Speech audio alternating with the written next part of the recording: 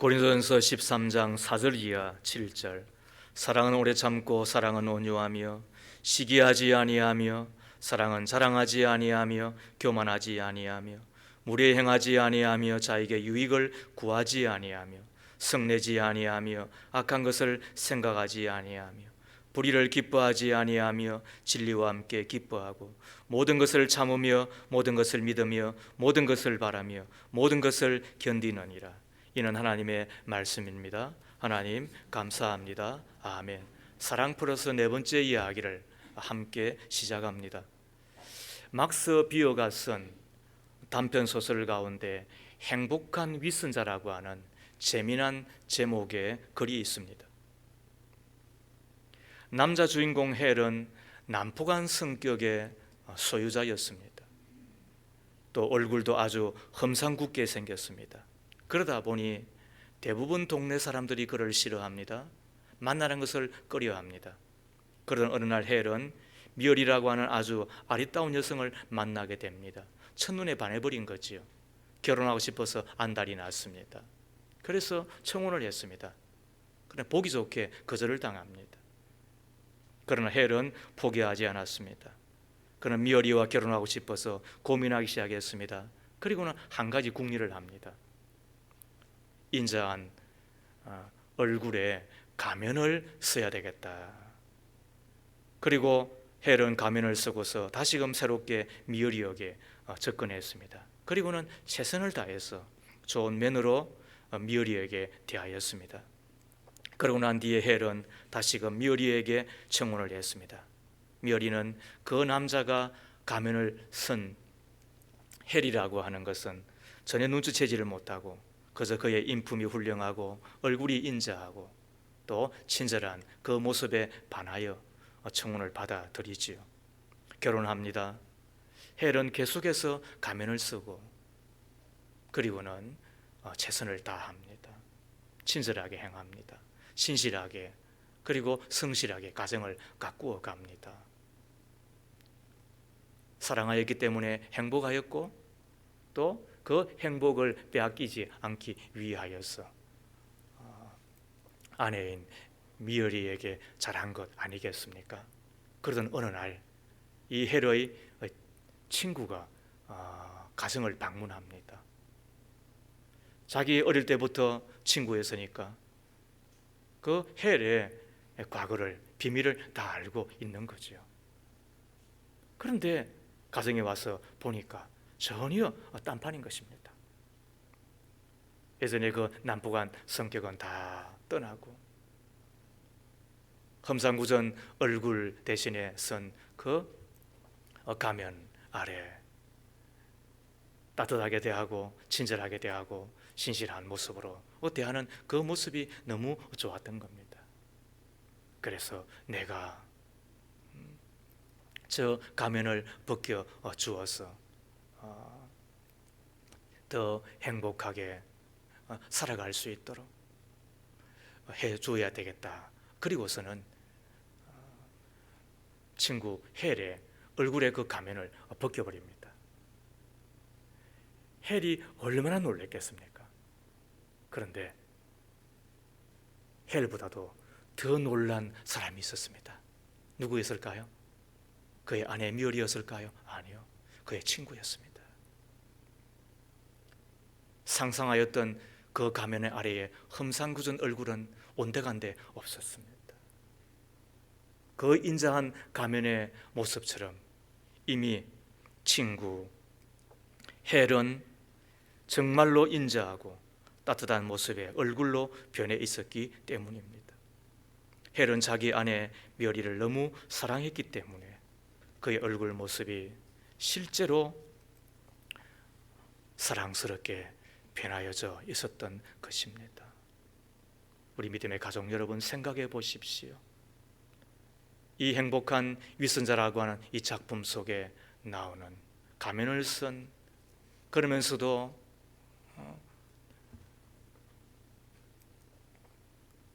다르게 행동한 이 헬을 보고 위선자라고 이야기할 수가 있겠습니까? 그 전양의 가죽을 뒤집어쓰고 속은 이리인 사람을 가르쳐 위선자라고 이야기를 할진대. 그러나 비록 양 가죽을 뒤집어섰다 할지라도 양처럼 살려고 노력하고 애쓰는 사람을 우리는 위선자라고 부를 수가 있겠습니까? 그가 양처럼 살려고 노력하는 가운데 그는 실제로 양과 같이 변해가고 있는 것 아니겠습니까? 속과 겉이 다른 우리들이지만 속은 이리 같고 겉은 그다지 양같이 하는 우리들이지만 양처럼 살려고 노력하는 것이 우리 가운데 필요하고 중요하다는 이야기를 다시 배우게 됩니다. 사랑이라고 하는 것도 실질적으로 우리와 잘 어울리지 않잖아요. 여전히 속은 냉랭하고 거칠고 사납기까지 한 우리들입니다. 그러나 사랑하려고 마음먹고 살면 언젠가는 사랑하고 있는 나 자신을 발견하게 되겠죠. 사랑하려고 마음을 먹고 사랑하며 살아가면 사랑의 사람으로 변한 나를 발견하고 나를 만난 사람들이 행복해 하겠지요. 더 나아가 사랑의 하나님이 나의 변한 모습을 보고 얼마나 기뻐하시겠습니까? 그래서 우리에게 뭐가 필요하다고요? 사랑의 연습이 필요한 것입니다. 사랑하며 살려고 하는 마음이 필요한 것입니다. 사랑하면서 사려고 애쓰고 힘씀이 우리 가운데 필요한 것입니다. 그런데 그 옛날 고린도 교회의 교인들은 사랑에는 관심이 없은 듯합니다. 그저 은사에만 매달린 듯합니다. 하나님의 은사를 주신 목적은 교회 공동체를 세우며 그리고 무성도를 섬기라고 주셨건만 섬김 대신 자랑 그리고 세우는 것 대신 자기를 과시하려는데 자기의 은사를 사용하고 있었던 거지요. 이런 고린도 교회를 향하여서 사도 바울은 더 이상 부분적이고 불완전한 은사에 집중하지 말고 사랑에 사람이 되라고 권면하고 있는 것입니다. 사랑은 오래 참고 사랑은 온유하며 사랑은 시기하지 않을 뿐만 아니라 사랑은 자랑하지 않는 것이라고 이야기하는 것입니다. 여기서 자랑하다고 하는 이야기는 바람 주머니처럼 자기의 헛된 영광을 드러내는 것을 의미합니다. 바람 주머니처럼 자기의 헛된 영광을 드러내는 것. 그래서 모펫이라고 하는 분은 자랑은 자기를 전시하는 것이라고 이야기를 하였죠. 자기를 전시하는 것, 자기를 드러내는 것, 자기를 과장하여 그래서 뽐내는 것. 그런데 사랑은 뭐라고요? 뽐내는 것이 아니라고 이야기합니다. 우리는 다른 사람이 가지고 있는 것을 시기해서도 안 되겠지만 동시에 자기가 가지고 있는 것을 가지고 뽐내어서도 자랑해서도 안 된다고 부탁을 받은 사람입니다. 물론 자랑하는 것이 다 나쁜 것은 아닌 것 같아요. 자랑이 필요한 관계가 있고 또 자랑이 필요한 때가 있잖아요. 자칫 불편의 관계가 될 수 있는 사람을 향하여서는 서로 자랑해 주는 것이 지혜요 또 매우 유익할 것입니다. 시어머니가 며느리를 자랑하는 거 필요해요, 안 필요해요? 며느리가 시어머니를 자랑하는 거 좋아요, 안 좋아요? 선배가 후배를 자랑하고 후배가 선배를 자랑하는 것 좋아요, 안 좋아요? 목사가 성도를 자랑하고 또 성도님들은 또 목회자를 자랑하는 것 필요한 정도가 아니고 매우 좋잖아요. 성도가 성도를 자랑하는 것, 또 기신자가 새가족을 자랑하는 것, 또 새가족이 교회에 와서 또 교회를 자랑하고 또 성도들을 자랑하는 것 얼마나 좋은 일이에요. 서로가 칭찬하고 상대방을 귀하게 생각해 주는 이 자랑이 어찌 나쁘다고 할 수가 있겠습니까? 서로 적대 관계나 라이벌 관계, 즉 경쟁 관계에 있는 사람도 서로의 좋은 장점을 발견하고 칭찬할 뿐만 아니라 자랑해주면 얼마나 보기에 좋겠습니까? 기억하십시다. 아무리 반대하는 사람이라 할지라도 그 사람 역시 하나님께서 사랑하셨다. 하나님께서 당신의 독생성자를 보내셔서 피 흘리기까지 구속하신 분이다 라는 사실을 기억한다고 한다면 그를 향한 우리의 마음이 사랑으로 가득 차고 또 그에게 있는 귀한 것들을 발견하고 자랑해 주는 것이야말로 우리의 일이어야 되어지지 않겠습니까? 나아가 교회를 자랑하는 것도 참 좋은 일입니다. 교회를 자랑하면 자신의 교회를 사랑하게 되잖아요. 그리하면 교회가 더욱더 하나가 될 것이고 또 전도가 되겠지요. 그래서 교회는 거룩한 일을 하는 것이기도 해야 되지만 교회는 서로 자랑하며 서로 사랑하며 하나가 됨으로 말미암아 예수의 몸된 교회가 세상 사람들이 보았을 때에 너희들이 진짜 하나님의 사람이구나 하는 것을 보여드리는 곳이 되어야 되겠지요. 필요한 것이 뭐라고요? 교회를 자랑하는 거지요. 예수님을 자랑하는 것은 더 좋은 일이지요. 복음을 자랑하는 것은 더 좋은 일이잖아요. 그거 자랑하는 것이 전도하는 것이니까, 그것이 증거하는 일이니까. 그래서 또 너무 좋으면 또 해외에 나가서 우리 박성교 사님처럼 또 복음을 전하는 사람이 되기도 하잖아요. 그러므로 자랑이라고 해서 다 나쁜 것은 아니에요. 예수 자랑하고 복음 자랑하고 또 서로를 자랑하며 세워주는 것이야말로 우리가 힘써야 되는 일이지요. 그러나 참된 사랑은 자신을 뽐내듯이 자랑하지는 않습니다. 참된 사랑은 자기를 전시하듯이 자랑하지는 않습니다. 참된 사랑은 가장하듯이 자기를 자랑하지 않습니다. 그런데 고린도 교회는 겸손하지 못하고 자기를 과시하고 선전하고 자기 세력을 확장하는 일에 열중하였죠. 그래서 아름다웠던 그 교회가 하나님께서 보실 때에 어린아이와 같은 교회로 추락하였다라고 전하여집니다. 우리가 어떻게 하면 자기 자랑을 극복하고 자기 과시의 유혹에서 벗어나 참된 사랑의 사람으로 살아갈 수가 있을까요? 우리가 몇 가지를 배웁시다. 첫 번째, 자기 자랑거리의 한계를 깨달으십시오. 그러면 자랑을 그치게 됩니다. 나의 자랑거리의 한계를 깨달으십시오. 그러면 자기 과시를 그칠 수 있습니다. 여러분 혹시 평등 시리즈라고 하는 말을 들어보셨지요? 나이 50이 되면 외모의 평등이 온대요. 예쁜 사람, 잘난 사람, 어릴 때, 젊을 때 이야기잖아요. 50이 넘으면 배 나오고 엉덩이 처지고, 그래서 예쁜 사람, 잘난 사람 다 비슷해진다는 거예요. 50대 무슨 평등이 온다고요? 외모의 평등이 온대요. 그러므로 이곳에 계신 분들 가운데 50대까지만 호기 있게 사세요. 50이 되면 이제 나도 늙었구나 생각하면 딱 맞아요. 60대에 되면은 지식의 평등이 온대요. 공부 잘하고 학력 좋은 것 어린 시절 학교 다닐 때의 이야기죠. 60이 되면 배운 사람이나 못 배운 사람이나 똑같아진대요. 그래서 60대에 무슨 평등이 온다고요? 지식의 평등이 온대요. 그리고 또 60대가 되면 또 성의 평등이 또 온대요. 남자나 여자나 평준화된다는 뜻이에요.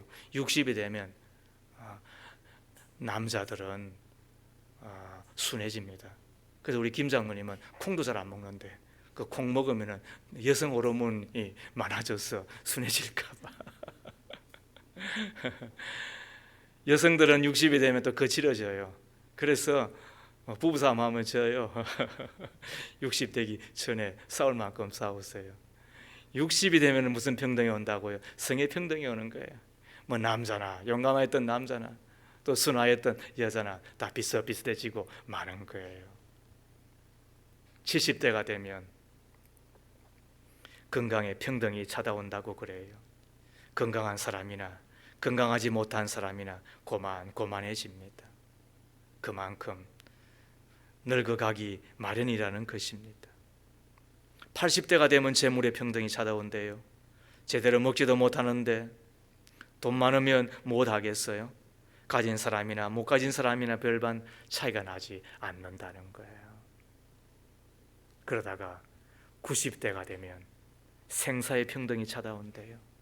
말은 살아있지만 죽은 것이나 다름이 없으니까 사나 죽으나 그것이라는 거예요.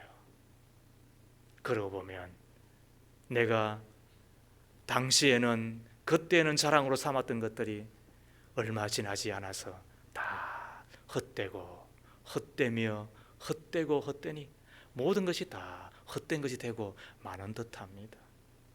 이것이 나의 자랑거리의 한계입니다. 그런데 그것 가지고 반복하고 그것 가지고 또 했던 소리 또 하고 또 하니까 미움받잖아요. 그런데도 불구하고 우리는 잘 알지 못해요. 그럴 때마다 우리 자신은 대가 앞에 서볼 필요가 있습니다. 혹시라도 글 적는 이가 있으세요? 그렇다면 대가 앞에 서보시기를 바랍니다. 단테나 셰익스피어나 톨스토이 앞에 자신의 모습을 비춰보십시오. 그림을 그리는 이가 있으세요? 자랑하기에 앞서 미술의 대가들 앞에 서보세요. 레오나르도 다빈치나 미켈란젤로나 라파엘 앞에 자기의 모습을 비춰보십시오. 음악을 자랑하고 싶어하는 사람이 있으세요? 슈베르트나 모차르트나 핸델이나 바 앞에 자신을 비춰볼 수 있기를 바랍니다. 자신의 신앙을 자랑하고 싶은 사람이 있으세요? 우리보다 조금 앞서가신 위대한 믿음의 영웅들, 모세 앞에 서보십시오. 다윗 앞에 서보십시오. 제가 좋아하는 요셉 앞에 서보면 도토리 기적이죠. 무엇 하나 자랑할 게 뭐가 있겠습니까? 이 땅에 먼저 간 우리 신앙의 대가들, 그리고 순교자들 앞에 자신의 모습을 비춰보면 그때 내리는 결론은 나는 아무것도 아니다. 다만 주께서 당부하신 것을 행하였을 뿐 나는 무익한 종이라고 하는 것밖에 뭐가 있겠습니까? 그리고 주신 그 자랑거리 하나하나마저도 하늘이 주신 것이고, 그리고 땅이 내어놓은 것이고, 사람의 덕을 입고 내가 된 것이니까.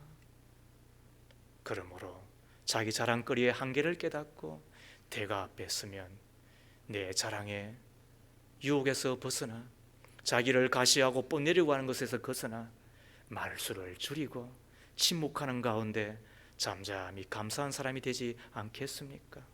참된 사랑의 사람이 되지 않겠습니까?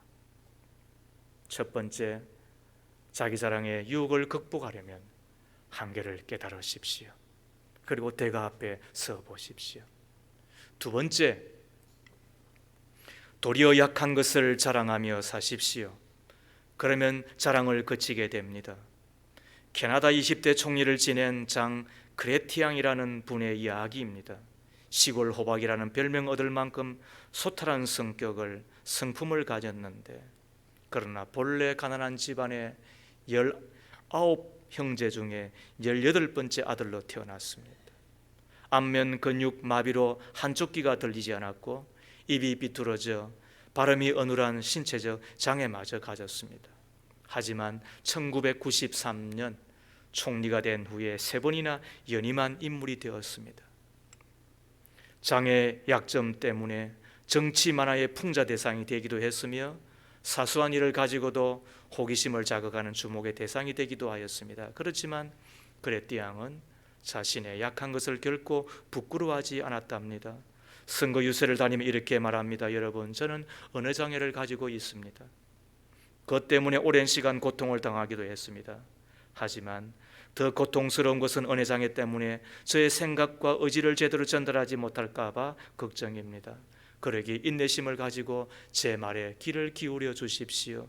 어눌한 발음이 아니라 그 속에 담긴 저의 생각과 저의 의지를 잘 들어주셨으면 합니다. 한 번은 누군가 그를 공격하였습니다.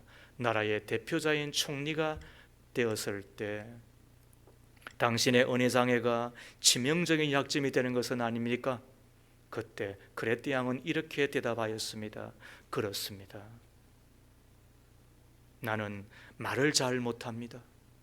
그러나 거짓말하지 않습니다. 그렇게 하여 그는 총리를 3번까지 연임하였습니다. 부끄러움이 없는 자가 어디 있겠습니까? 장애가 없는 자가 어디 있겠습니까? 약점이 없는 자가 어디 있겠습니까? 그러나 어떤 이는 그 약점을 부끄러워하며 감추기에 급급한 사람, 자기 인생을 자폭해버리는 사람이 있는 반면에 어떤 사람은 그 약점을 운명처럼, 그 장애를 운명처럼 받아들이고 그것을 극복하기 위하여 더욱더 간절하게 살아간 사람이 있습니다. 여러분은 어느 편의 사람이십니까? 최근에 화가 가운데 솟한 박대성 화백의 인터뷰 기사를 보았습니다. 화면을 한번 띄워줘 보세요. 네, 이분이죠. 혹시 보셨어요?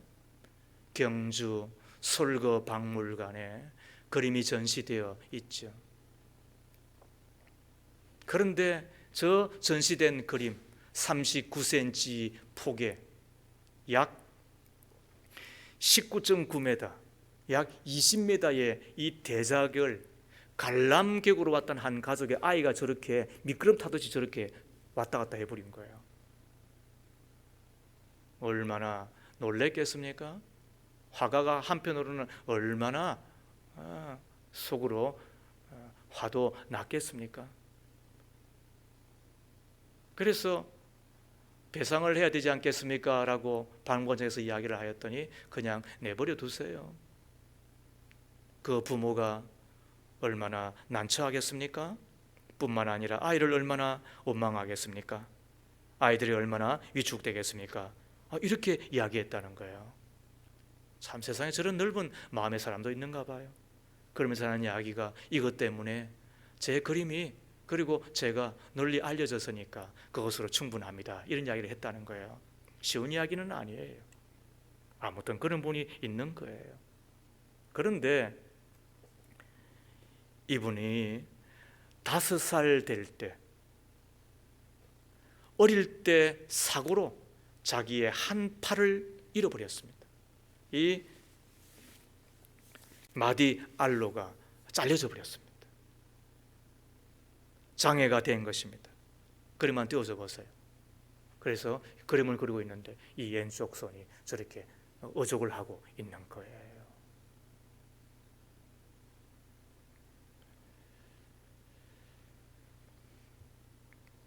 그런데 이 박대성 화백은 그것 때문에 2가지를 했답니다. 하나는 더욱더 게으름을 피울 수가 없었고, 그리고 또 하나는 더 치열하게 살았다. 참 이런 분을 만나면 그래서 머리가 저절로 숙여집니다. 그것을 숙연하다 이렇게 말하는 겁니다. 그 장애 때문에 게으름을 피울 수가 없었고, 그리고 그 장애 때문에 더 간절하게 치열하게 살았다. 다시 말씀을 드립니다만 세상에 장애 없는 열등감이 없는 사람, 열등한 것이 없는 사람이 어디 있겠습니까? 그러나 어떤 이는 그 장애 때문에 혹은 약점 때문에 열등감에 빠져 살아가는 사람이 있는 반면에 어떤 사람은 장애가 있고 혹은 열등하기에 더 성실하게 집중해서 생을 살아 극복하고 성공하고 나은 생애를 일구 간 것을 보게 되는데, 이분 박대성 화백은 약함 혹은 장애를 슬기롭게 잘 극복하고 확으로 큰 성공을 이루어낸 사람입니다. 그래서 성경은 나의 약한 것을 자랑하며 살라고 당부하고 있습니다. 사도 바울도 나의 여러 약한 것들에 대하여 자랑하리니 고린도전서 12장 9절에서 말씀하고 있고, 내가 부득불 자랑할진대 내가 약한 것을 자랑하리라 그는 말하고 있잖아요. 우리가 이미 익히 들었던 것처럼 그는 치명적인 병이 있었다. 안질 혹은 간질이다. 그것 때문에 그는 하나님 앞에 간절히 기도하되 3번을 기도하였습니다. 3번이 아니었겠죠. 그럼 병든 자도 일으키고 죽은 자도 살려냈을 뿐만 아니라 그의 손수건을 만진 자의 귀신이 쫓겨난 정도였으니까. 그런데도 불구하고 하나님은 그 기도를 거절하셨어요. 그리고 하나님 이야기가 내 약한 가운데서 나의 강함이 나타나리라. 무슨 뜻이에요? 내가 강하면 너는 교만하여진다.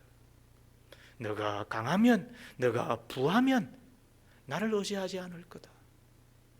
그 기막힌 이야기 앞에 우리 같으면 좌절할 수 있는데 그는 아멘했습니다.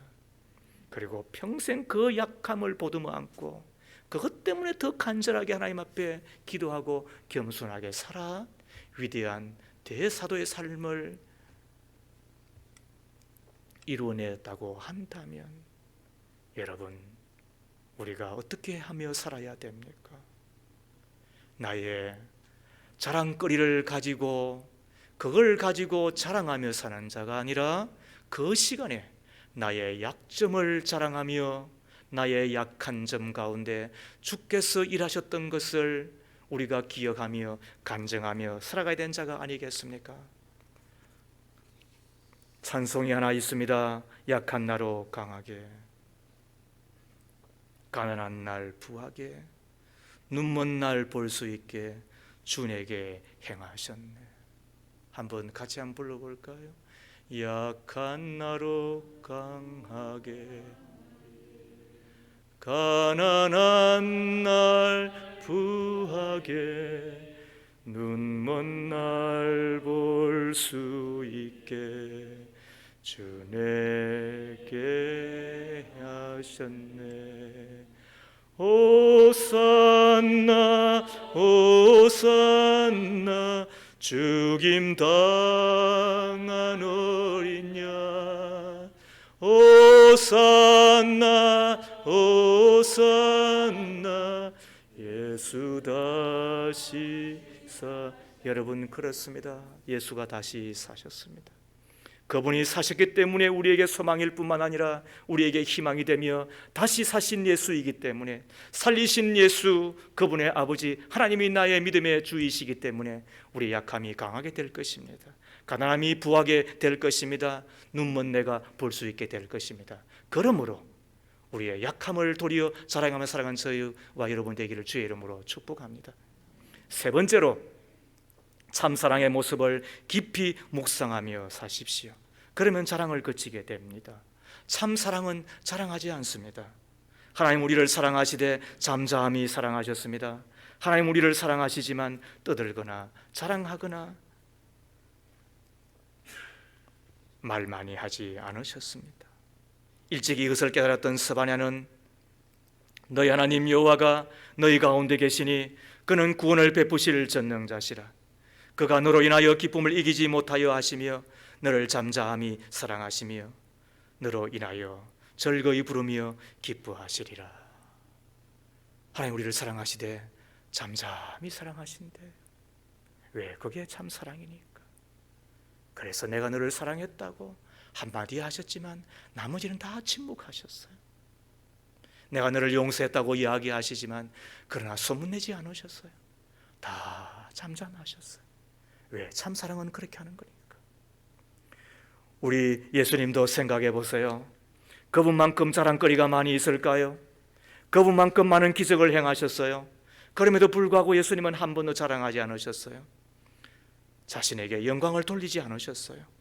예수님은 십자가의 길을 가면서도 잠잠하셨어요. 이사야 53장 7절에 그가 곤욕을 당하여 괴로움 때에도 그 입을 열지 아니하였으며 마치 도수장으로 끌려가는 어린 양과 털 깎는 자 앞에 잠잠한 양같이 그 입을 열지 아니하였도다.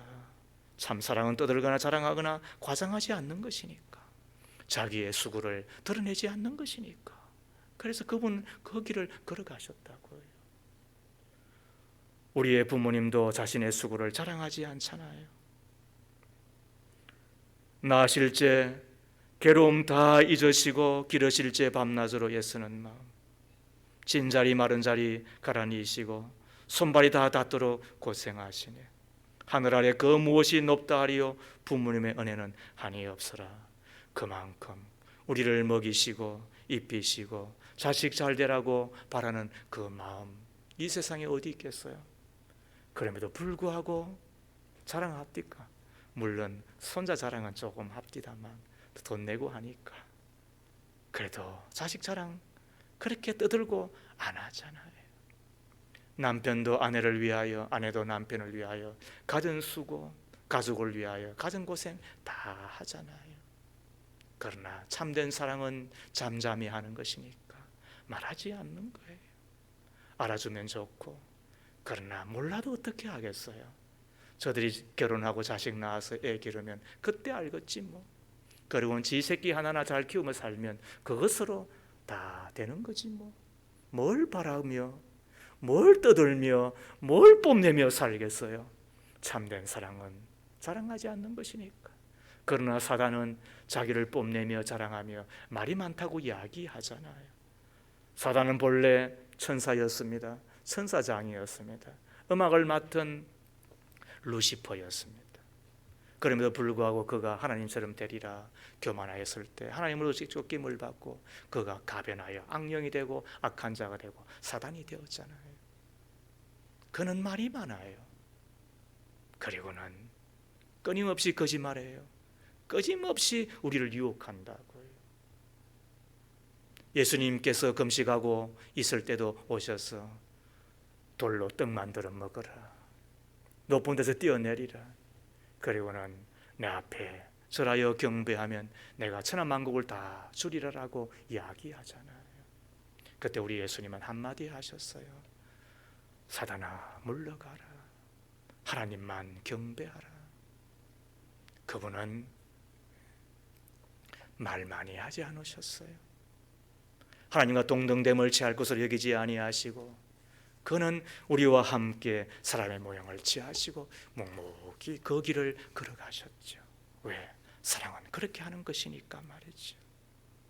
그 사랑에 감격하고 그 사랑에 감전되어 하나라도 실천하려고 하는 삶, 그게 믿음의 길이며 우리의 믿음에 플러스 더하여야 되는 길임을 우리는 다시 깨닫게 됩니다. 말씀을 마칩니다. 초대교회 성도들은 혼자 있을 때는 기도하였답니다. 둘이 있을 때는 간증하였고 셋이 모이면 찬송하였으며 넷이 모이면 둘씩 나뉘어 전도하였습니다. 전도는 예수 자랑이니까. 그러나 현대인들은 어떻습니까? 혼자 있으면 고민하고 둘이 있으면 불평하고 흉보다가 셋이 모이면 싸우다가 넷이 모이면 또 둘씩 나뉘어져서 편가르기 한답니다. 그런 틈바구니 가운데 사랑 가운데 살아갈 때 우리가 더해야 될 것이 무엇일까요?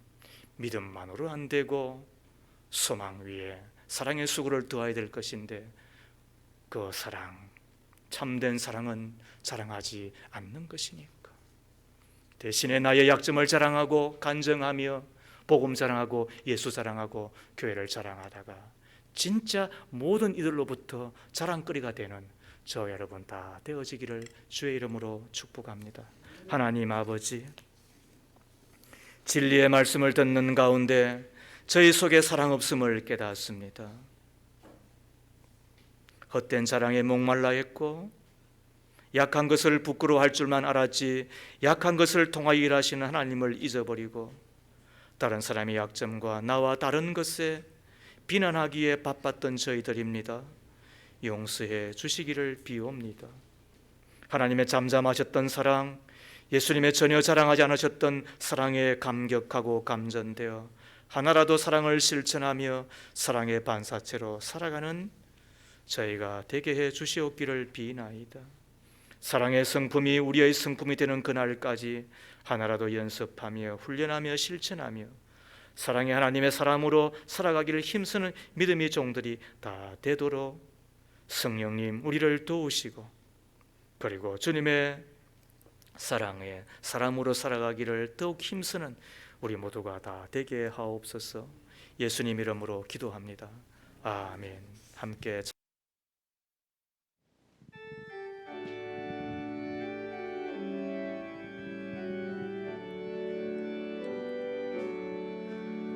사랑은 언제나 오래 참고 사랑은 언제나 온유하며 사랑은 시기하지 않으며 자랑도 교만도 아니하며 사랑은 무례히 행치 않고 자기의 유익을 굳지 않고 사랑은 성내지 아니하며 진리와 함께 기뻐하네 사랑은 모든 것 감싸주고 바라고 믿고 참아내며 사랑은 영원토록 변함없네 믿음과 소망과 사랑은 이 세상 끝까지 영원하며 믿음과 소망과 사랑 중에 그 중에 제일은 사랑이라 그 중에 제일은 사랑이라